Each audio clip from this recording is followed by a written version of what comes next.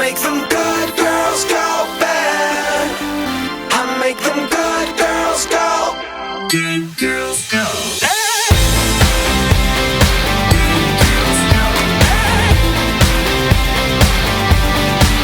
I know you're tired. Yeah, daddy's little girl, just take a bite. Let me shake up your world, 'cause just one night couldn't be so wrong. I'm gonna make you lose control. She was so shy till I drove her wild. I make them good girls go bad. I make them good girls go bad. You were hanging in the corner with your five best friends. You heard that I was trouble, but you couldn't resist. I make them good girls go bad. I make them good girls go. Good girls go. Good girls go bad. Good girls go. I know you're tired.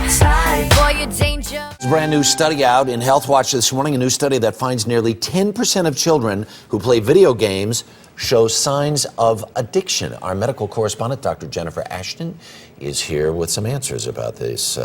Does that sound right to you? 1 in 10? It's 8.5% actually, Right. which it does sound high, but it's alarming, Harry. How do you tell the difference between, gee, my kid really loves to play video games and addiction? This is a discussion I have every single night in my house. My kids love the video games, Right. and we ask ourselves the very same thing. Now what they're doing is a great study put together that actually used the same criteria that are used to define addictive behaviors. They used gambling as the model because there are a lot of similarities. Sure. And they gave these kids a questionnaire, 11 questions. They found that if they got 6 or more in the affirmative, that they have a problem. What are the warning signs then? Well, the big 3 are that if your child is using video games as an escape from reality, if they're avoiding participating in their household chores or doing their schoolwork, or they're lying about their use of video games, those are the big 3. There's probably a real issue there. Okay, and if you find out, well, I want to go one step further. Might this be an indication of some other ADD, who knows what, that plays into? Kids who have addictive behaviors with video games are at a 2-fold higher risk of also being diagnosed with ADD or ADHD. It's probably a more complex phenomenon than, but obviously this is telling us we need to pay more attention to this. Okay, so assume you're sitting there at home saying, geez, my kid sounds like that. What should we be trying to do? Well, I think the first thing is have a little bit of a family meeting. Explain to your child they're not in trouble, but you're concerned. Then I would start to set limits.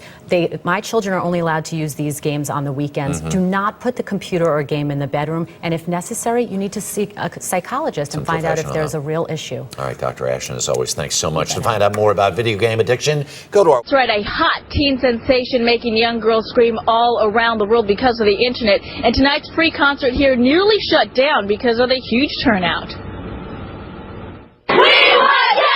Chanting, screaming, and singing.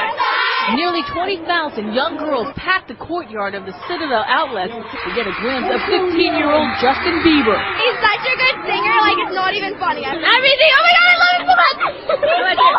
They pounded on the window and Justin watched from inside. Fan frenzy got out of control before he took the stage. Girls in tears, overwhelmed.